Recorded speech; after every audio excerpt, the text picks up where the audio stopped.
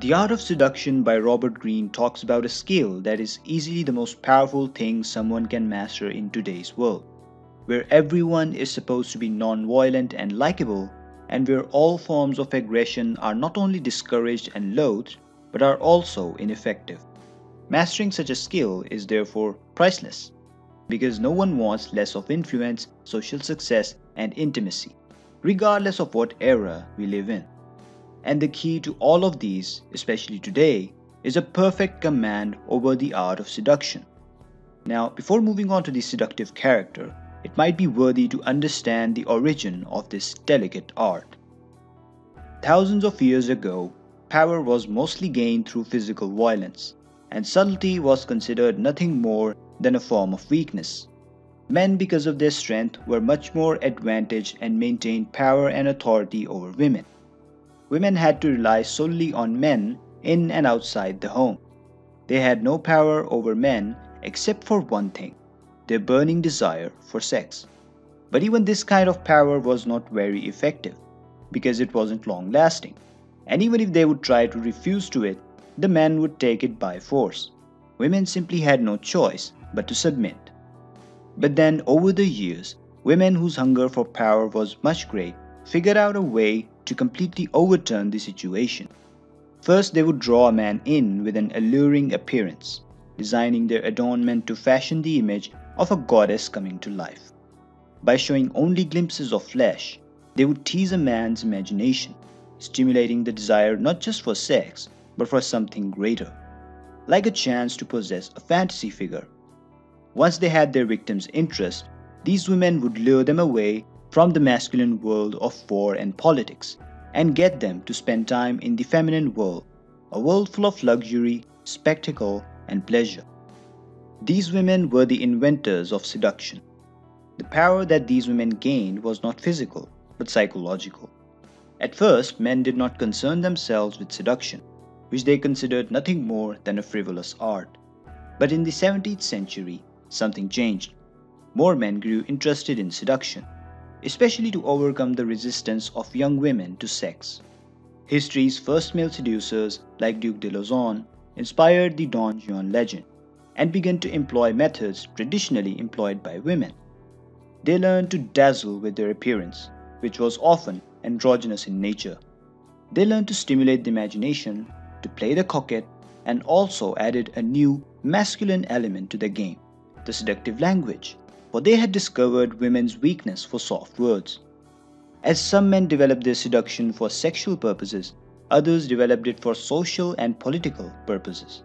Politicians like Napoleon and Kennedy are some of the best examples of political seducers.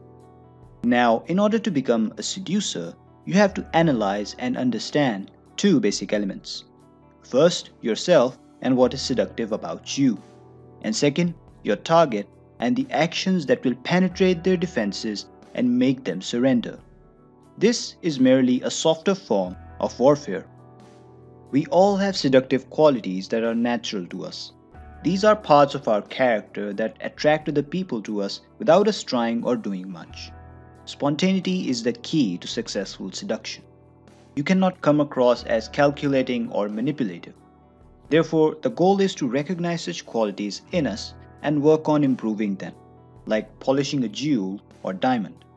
The following are some of these qualities. The Siren. A man is often secretly oppressed by the role he has to play, by always having to be responsible, in control, and rational. The Siren is the ultimate male fantasy figure because she offers a total release from the limitations of his life. In her presence, which is always heightened and sexually charged, the male feels transported to a world of pure pleasure. She is dangerous, and in pursuing her energetically, the man can lose control over himself, which is something he yearns to do. The Siren is a mirage, however. That is, she lures men by cultivating a particular appearance and manner. Dangers. No woman can project the aura of being completely devoted to pleasure without its consequences, which include coming across as easy.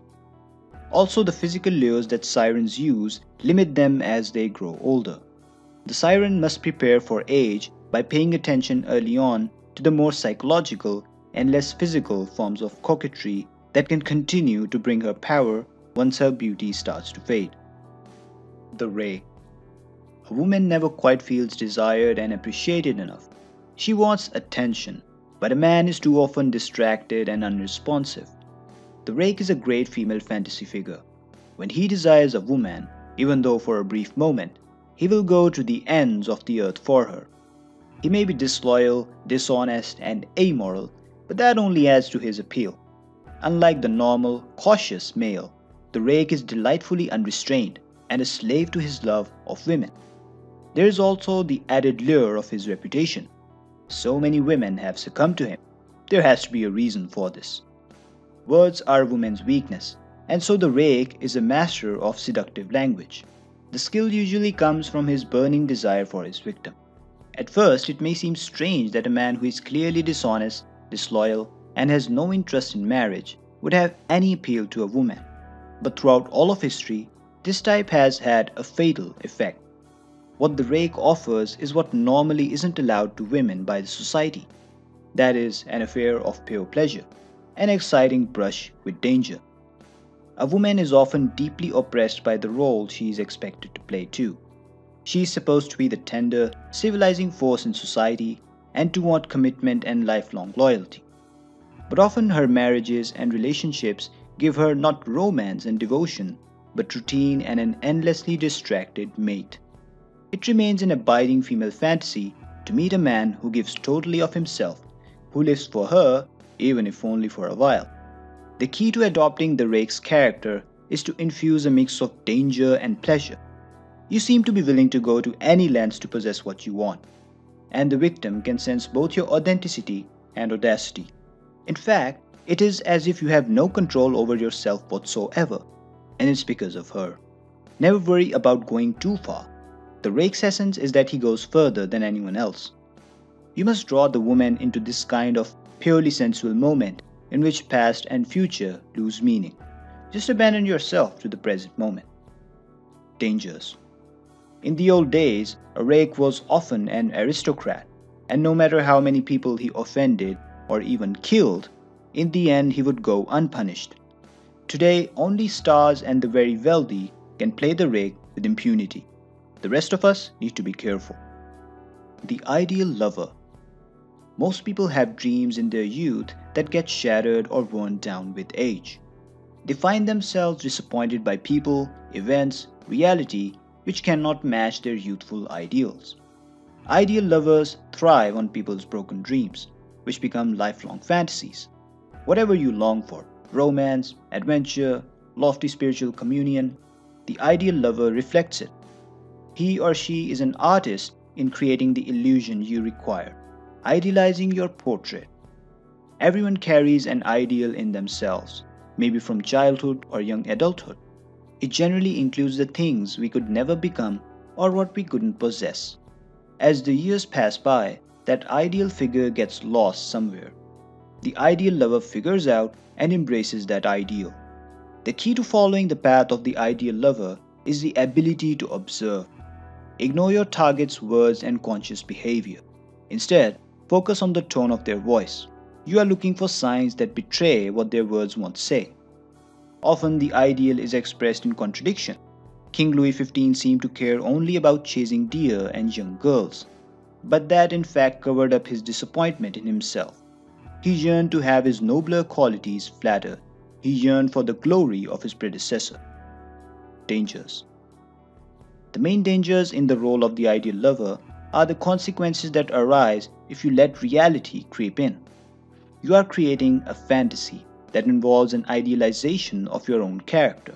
You cannot let the not so attractive sides of your character to ruin the process. When reality intrudes, it is often better to create some distance for a while. The dandy. Most of us feel trapped within the limited roles the world expects us to play. We are instantly attracted to those who are more fluid and more ambiguous than we are, those who create their own persona. Dandies excite us because they cannot be categorized and hint at a freedom we want for ourselves. They play with masculinity and femininity. They fashion their own physical image, which is always startling. All of this makes them mysterious and elusive. They also appeal to the narcissism of each sex. To a woman, they are psychologically female, to a man, they are male.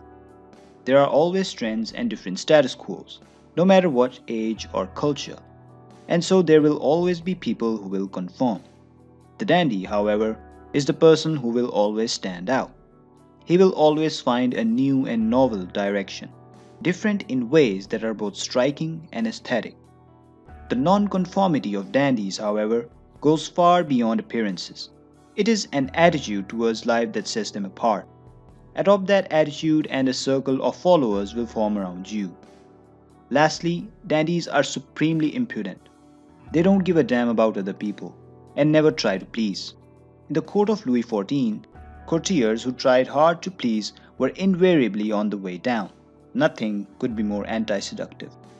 Similarly, dandies please women by displeasing them. The key difference between a rake and a dandy is that while the insolence of a rake is tied up with his desire to conquer women, the insolence of a dandy is aimed at society and its conventions.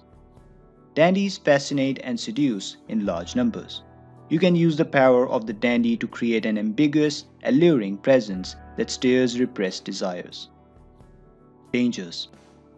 The dandy's strength, but also the dandy's problem, is that he or she often works through transgressive feelings relating to sex roles. Although this activity is highly charged and seductive, it is also dangerous, since it touches on a source of great anxiety and insecurity. The greater dangers will often come from your own sex. Valentino had immense appeal for women, but men hated him. He was constantly dodged with accusations of being perversely unmasculine, and this caused him a great pain. Lou Andre Salome was equally disliked by women. Another danger for the dandy is the fact that insolence has its limits. The dandy Brummel prided himself on two things: his trimness of figure and his acerbic wit. His main social patron was the Prince of Wales, who in later years grew plump. One night at dinner, the prince rang for the butler, and Brummel snidely remarked, "Do ring, Big Ben." The prince did not appreciate the joke, had Brummel shown out, and never spoke to him again. Without royal patronage, Brummel fell into poverty and madness. Even a dandy, then, must measure out his impudence. A true dandy knows the difference between a theatrically staged teasing of the powerful and a remark that will truly hurt, offend, or insult. It is particularly important to avoid insulting those in a position to injure you. In fact, the pose may work best for those who can afford to offend, like artists, bohemians, etc. In the work world, you will probably have to modify and tone down your dandy image. Be pleasantly different, an amusement, rather than a person who challenges the group's conventions and makes others feel insecure. The Coquette. The ability to delay satisfaction is the ultimate art of seduction. This is because, while waiting, the victim is held in thrall. Coquettes are the grand masters of this game, orchestrating a back-and-forth movement between hope and frustration. They bait with the promise of reward, the hope of physical pleasure, happiness, fame by association, and power. These hopes, however, prove quite elusive, and this only makes their targets pursue them all the more. Coquettes seem totally self-sufficient and act as if they do not need you. Their narcissism proves devilishly attractive. You want to conquer them, but they are the ones holding the cards. Seduction is a process of drawing people in, making them want to pursue and possess you. Seem distant and people will go mad to win your favor. People hate a vacuum, and emotional distance and silence make them strain to fill up the empty space with words and heat of their own. However, distance will make them pursue you only if you have successfully penetrated their mind first and created enchantment. Now, to be able to do this effectively, you must cultivate an air of self-sufficiency. Self-esteem is critical for this, because your attitude towards yourself is read by the other person in subtle and unconscious ways. Low self-esteem repels, and self-sufficiency attracts. Dangers. Coquettes play with volatile emotions, which can swing between love and hate.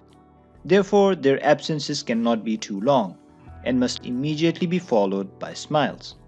Also, the coquettish dynamic cannot go on for so long or it can become tiresome. It is best to introduce some kind of novelty or unpredictability as the seduction moves forward. The charismatic. Charisma is an inner quality that comes from things that most people can't have. Things like extreme self confidence, sexual energy, sense of purpose, and contentment.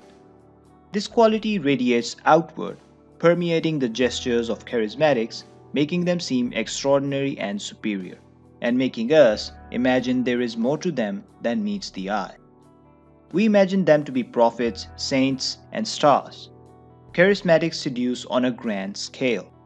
People with this quality can learn to heighten their charisma with a piercing gaze, fiery oratory, and an air of mystery. Charismatics also display a need for love and affection. They are open to their audience and in fact feed off its energy. The audience is in turn electrified by the charismatic, the current increasing as it passes back and forth. This vulnerable side to charisma softens the self-confident side, which can seem fanatical and frightening.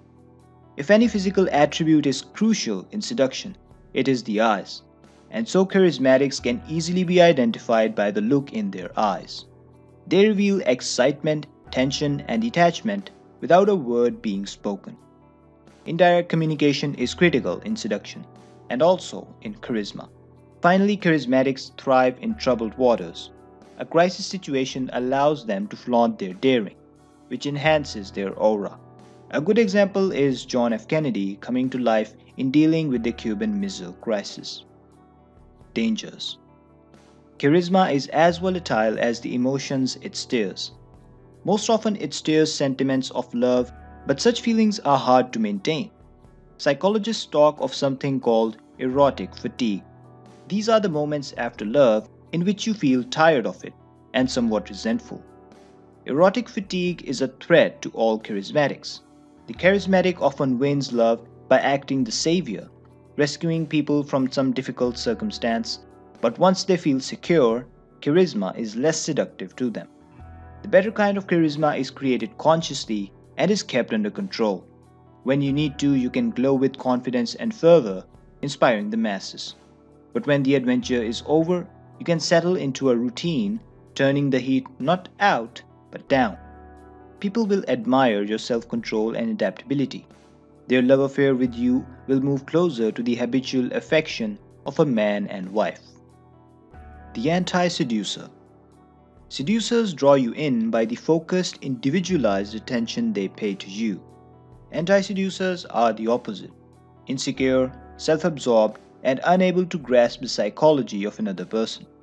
Such people always repel.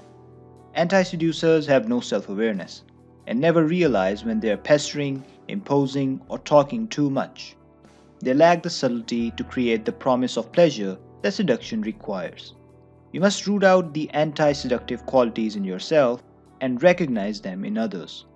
There is no pleasure or profit in dealing with the anti-seducer. Uses of anti-seduction. The best way to avoid entanglements with anti-seducers is to recognize them right away and give them a wide berth. But they often deceive us. Involvements with these types are painful and are hard to disengage from, because the more emotional response you show, the more engaged you seem to be. Do not get angry. That may only encourage them or exacerbate their anti-seductive tendencies. Instead, act distant and indifferent. Pay no attention to them. Make them feel how little they matter to you. However, the best antidote to an anti-seducer is often to be anti-seductive yourself. To anti-seduce, simply nag, talk a lot, particularly about yourself. Dress against the other person's taste. Pay no attention to detail, suffocate, and so on.